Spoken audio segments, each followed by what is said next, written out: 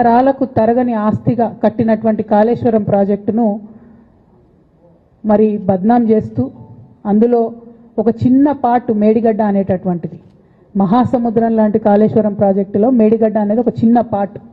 ఆ చిన్న పార్టులో ఒక 3 పిల్లర్లు కుంగిపోతే 2.5 ఏళ్ల నుంచి అదే లొలి పెడుతున్నారు. కాళేశ్వరం మొత్తం కూలిపోయింది, కాళేశ్వరం మొత్తం కూలిపోయిందని మాట్లాడుతున్న సందర్భం. ఇక దానికి నిన్న పరాకాష్ఠకు చేరుకున్నది. అసెంబ్లీ వేదికగా అనేక మాటలు కేసీఆర్ గారిని అనడం. నేను కేసీఆర్ గారి కూతురుగా కేసీఆర్ గారిని దగ్గర నుండి చూసినటువంటి వ్యక్తిగా చెప్తున్నాను. ఫస్ట్ టైం ప్రభుత్వంలోకి రాగానే అధికారంలోకి రాగానే ఒక 6-7 నెలలు అయితే కేసీఆర్ గారు తన ఆఫీస్ రూమ్లో ఒక టేబుల్ మీద ఒక వాల్ అంతా కూడా పెద్ద టీవీ స్క్రీన్ ఉంటే 6-7 నెలలు కంప్లీట్గా రీసెర్చ్లోనే ఉన్నారు.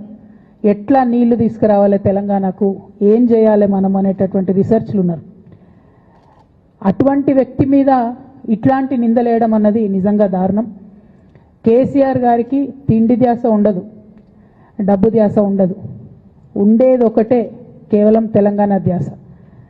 నేను దాదాపుగా 2006 నుండి యాక్టివ్గా పాలిటిక్స్లో నేను కూడా పాల్గొంటూ వస్తున్నాను, తెలంగాణ ఉద్యమంలో పాల్గొన్నాను.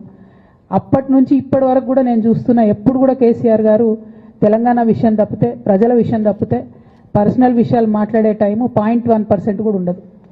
అటువంటి ఒక మహానేత మీద, అటువంటి ఒక మహానాయకుడి మీద ఇన్ని అబాండాలు వేస్తూ దాన్ని రోజుకొక రీతిగా చెప్పుకుంటూ మాట్లాడితే చాలు కేసీఆర్ అవినీతి చేసిండు, మాట్లాడితే చాలు కేసీఆర్ ఏదో 1,00,000 కోట్లు దోసుకున్నాడు, నిజాం కన్నా రిచ్ అవ్వాలనుకున్నాడట.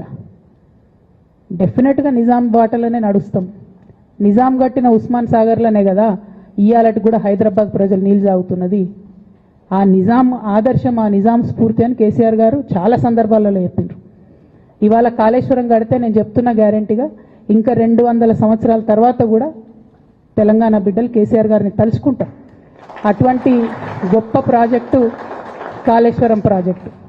ఆ ప్రాజెక్టు డెప్త్ అర్థం కాక, తెలంగాణ భౌగోళిక స్వరూపం మీకు అర్థం కాక, మీకు తెలంగాణ పట్ల అవగాహన లేక, కేసీఆర్ గారికి ఉన్న నాలెడ్జ్, ఆయన ఎక్స్పీరియన్స్, ఆయన ఉమ్మడి ఆంధ్రప్రదేశ్లో ఆయన అనుభవించినటువంటి వివక్ష, ఇప్పుడున్న ముఖ్యమంత్రి గారు ఉమ్మడి ఆంధ్రప్రదేశ్లో కూడా మనకు వ్యతిరేకంగా పనిచేసినటువంటి వ్యక్తి.